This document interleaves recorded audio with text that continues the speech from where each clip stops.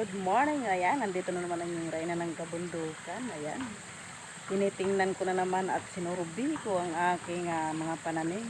After 3 weeks, ayan, masaya na ang inyong reyna ng kabundukan dahil nandito ay ang sigla-sigla na kayang pananim. At ipakita ko sa inyo guys, wait lang. Ayan na sila. Ayan, ang sigla-sigla na ng aking sitaw. Ayan. Ayan, at saka may mga gabi na rin ako na para sa mga sinigang na baboy, mga nilaga, ganyan. Ayan, ang dami na.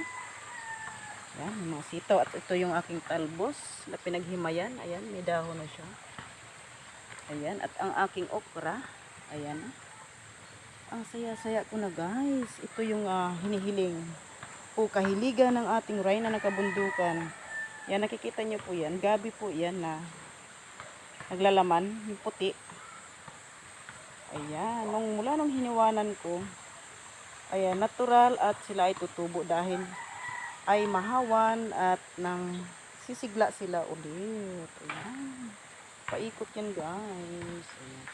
Tapos, siyempre ang okra ko, maliliit pa siya kasi after 3 weeks pa lang yan na tinanim. Pero ito yung aking sitaw. Ayan. Ayan, kailangan ko nalagyan ng tukod yan. Ayan sila. Napakasaya ko. At ito dito ay gilid ng sapa. Itong sapa naman niya yan. Ayan, ay hinawanan ko yan yung gitna. Tinanggal ko yung mga basura para siya makadaloy na maayos. Ayan, at ito yung aking kangkong. Ayan. Yung pinaghimayan lang yan guys. Ayan, okay na siya. Ayan, hanggang doon yan. Sa dulo. At ito yung kamatis ko ay mahaba na siya.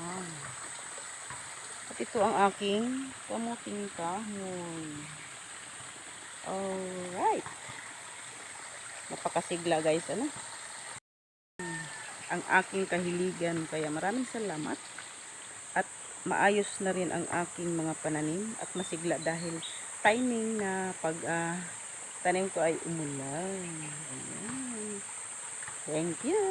God bless and bye-bye.